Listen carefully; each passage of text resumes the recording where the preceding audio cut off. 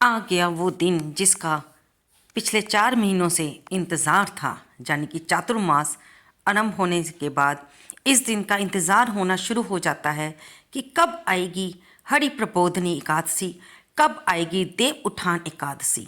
आइए आज हम जानेंगे अपने इस एपिसोड में, इस वीडियो में, देव उठानी एकादशी यानी कि जिसे हरि प्रबोधनी एकादशी भी कहते हैं।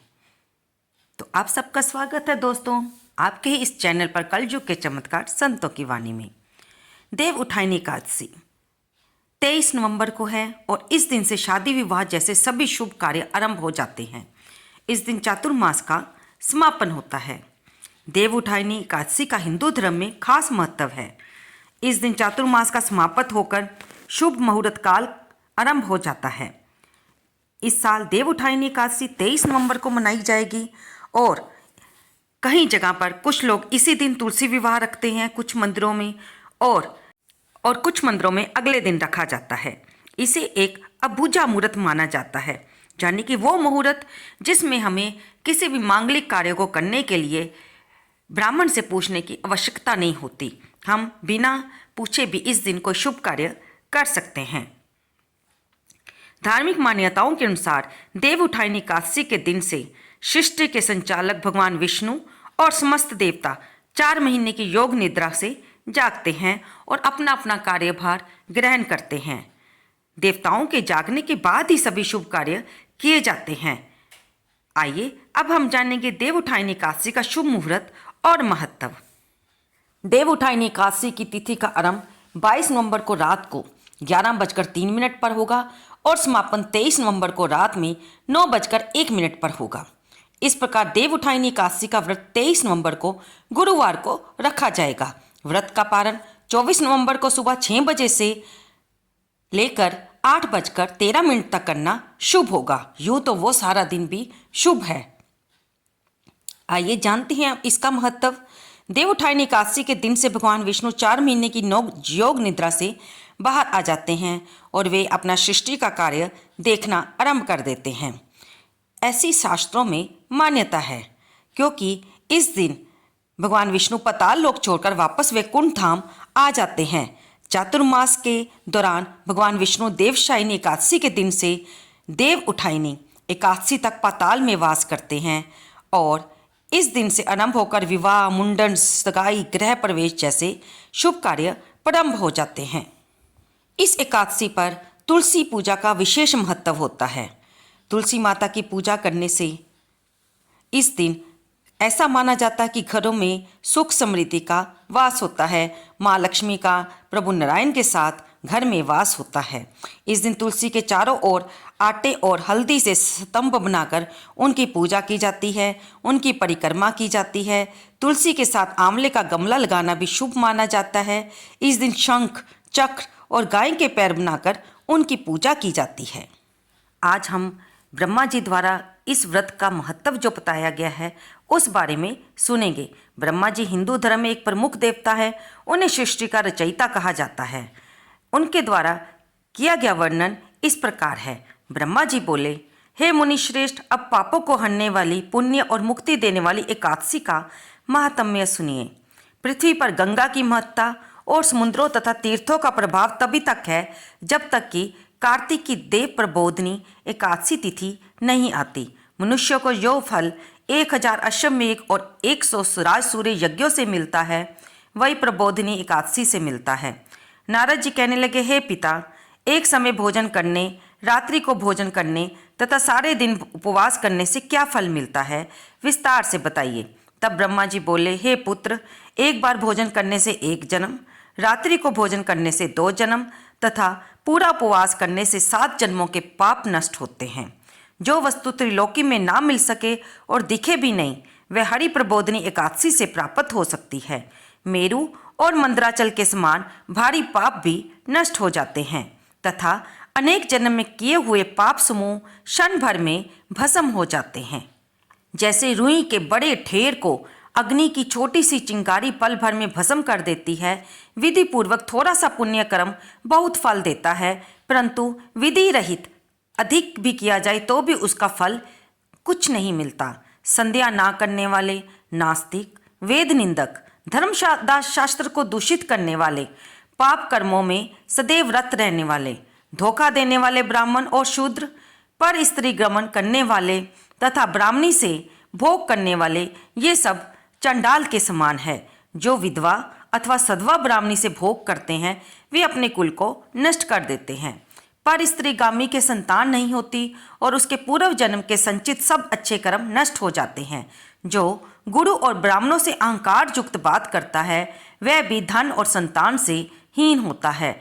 भ्रष्टाचार करने वाला, चंडाली से भोग करने वाला, दुष्ट की सेवा करने वाला और जो नीच मनुष्य की सेवा करते हैं या संगति करते हैं, ये सब पाप प्रबोधनी एकादशी का व्रत करने से नष्ट हो जाते हैं। जो मनुष्य इस एकादशी के व्रत को करने का संकल्प मात्र करते हैं उनके 100 जन्मों के पाप नष्ट हो जाते हैं। जो इस दिन रात्रि जागरण करते हैं उनकी आने वाली 10,000 पीढ़ियां स्वर्ग को जाती हैं। नरक के दुखों से छूटकर प्रसन्नता के साथ सुसज्जित होकर वे विष्णु लोक को जाते हैं। ब्रह्मा हत्यादि महान पाप भी इस व्रत के प्रभाव से नष्ट हो जाते हैं। जो फल समस्त तीर्थों में स्नान करने, गौ, स्वर्ण और भूमि का दान करने से होता है वही इस एकादशी को रात्रि को जागरण से मिलता है। हे मुनि श्रेष्ठ, इस संसार में उसी मनुष्य का जीवन सफल है जिसने हरि प्रबोधनी एकादशी का व्रत किया है। वही ज्ञानी, तपस्वी और जितेंद्रिय है तथा उसी को भोग एवं मोक्ष मिलता है जिसने इस एकादशी का व्रत किया है। वह विष्णु को अत्यंत प्रिय मोक्ष के द्वार को बताने वाली और उसके तत्व का ज्ञान देने वाली है। मन, क्रम, वचन तीनों प्रकार के पाप इस रात्रि को जागरण से नष्ट हो जाते हैं। इस दिन जो मनुष्य भगवान की प्रसन्नता के लिए स्नान, दान, तप और यज्ञ आदि करते हैं वे अक्षय पुण्य को प्राप्त होते हैं। प्रबोधनी एकादशी के दिन व्रत करने से मनुष्य के बाल, यौवन और वृद्धावस्था में किए समस्त पाप नष्ट हो जाते हैं। इस दिन रात्रि जागरण का फल चंद्र, सूर्य ज्ञान के समान स्नान करने से 1000 गुना अधिक होता है। अन्य कोई पुण्य इसके आगे व्यर्थ है। जो मनुष्य इस व्रत को नहीं करते उनके अन्य पुण्य भी व्यर्थ हैं। अतः हे नारद, तुम्हें भी विधि पूर्वक इस व्रत को करना चाहिए। जो कार्तिक मास में धर्मपरायण होकर अन्न नहीं खाते उन्हें चंद्रायन व्रत का फल मिलता है। इस मास में भगवान दान आदि से जितने प्रसन्न नहीं होते जितने शास्त्रों में लिखी कथाओं के सुनने से होते हैं। कार्तिक मास में जो भगवान विष्णु की कथा का एक या आधा श्लोक भी पढ़ते, सुनते या सुनाते हैं उनको भी 100 गांवों के दान के बराबर फल मिलता है। अतः अन्य कर्मों को भूलकर कार्तिक मास में मेरे सन्मुख बैठकर कथा पढ़नी या सुननी चाहिए। जो कल्याण के लिए इस मास में हरि कथा कहते हैं वे सारे कुटुंब का क्षण मात्र में उद्धार कर देते हैं। शास्त्रों की कथा कहने सुनने से 10,000 यज्ञों का फल मिलता है। जो नियम पूर्वक हरि कथा सुनते हैं वे 1000 गौदान का फल पाते हैं। विष्णु के जागने के समय जो भगवान की कथा सुनते हैं वे 7 द्वीपों समेत पृथ्वी के दान करने का फल पाते हैं। कथा सुनकर वाचक को जो मनुष्य सामर्थ्य के अनुसार दक्षिणा देते हैं उनको सनातन लोक मिलता है। ब्रह्मा जी के ये वचन सुनकर नारद जी ने कहा, हे भगवान, अब मुझे हरि प्रबोधनी एकादशी के व्रत की विधि और महात्म्य विस्तार पूर्वक सुनाइए। ब्रह्मा जी कहने लगे, ब्रह्म मुहूर्त में 2 घड़ी रात्रि शेष रहते हुए शौच आदि से निवृत्त होकर जहाँ तक संभव हो सके नदी में स्नान करें, नहीं तो घर में ही गंगा जल डालकर स्नान करें। फिर भगवान की पूजा करके कथा सुने और व्रत का नियम ग्रहण करें। भगवान से विनय करें कि हे प्रभु, आज निराहार रहकर व्रत करूंगा, दूसरे दिन द्वादशी को भोजन करूंगा, अतएव आप मेरी रक्षा कीजिए। तत्पश्चात भक्ति भाव से व्रत करें। रात्रि को भगवान के आगे जागरण, नृत्य, गीत आदि करने चाहिए। इस दिन कृपणता त्याग कर पुष्पों, फलों, अगर, धूप, दीप, नैवेद्य आदि से भगवान का पूजन करना चाहिए। शंख में जल भरकर भगवान को अर्घ्य दें। इसका समस्त तीर्थों से करोड़ गुना फल मिलता है। जो मनुष्य अगस्त्य के पुष्प से भगवान का पूजन करते हैं उनके आगे इंद्र भी हाथ जोड़ते हैं। कार्तिक मास में बेलपत्री से भगवान का पूजन करने से मुक्ति प्राप्त होती है। कार्तिक मास में तुलसी से भगवान का पूजन करने वालों के 10,000 जन्मों के पाप नष्ट हो जाते हैं। तुलसी का दर्शन, स्पर्श, नमस्कार, स्तुति, रोपण, जल से सिंचन और प्रतिदिन पूजन तथा आरती करने व कथा सुनने वाले करोड़ों युग तक विष्णु लोक में निवास करते हैं। जो तुलसी का पौधा लगाते हैं उनके कुटुंब में उत्पन्न होने वाले प्रलय काल तक विष्णु लोक में निवास करते हैं। हे मुनि, रोपी हुई तुलसी जितनी जड़ों का विस्तार करती है उतने ही हजार युग पर्यंत तुलसी रोपण करने वाले के सुकृत का विस्तार होता है। जिस मनुष्य की रोपण की हुई तुलसी की जितनी शाखा प्रशाखा बीज और फल पृथ्वी में बढ़ते हैं उसके उतने ही कुल 2000 कल्प तक विष्णु लोक में निवास करते हैं। हरि पूजा में पुष्पों का महत्व वर्णन करते हुए ब्रह्मा जी ने कहा, हे वत्स, जो कदम के पुष्पों से विष्णु भगवान का पूजन करते हैं वे कभी यमराज के दर्शन नहीं करते। गुलाब के पुष्पों से पूजन करने वाले को मुक्ति प्राप्त होती है। जो वकुल और अशोक के फूलों से भगवान का पूजन करते हैं वे सूर्य और चंद्रमा के रहने तक किसी प्रकार का शोक नहीं पाते।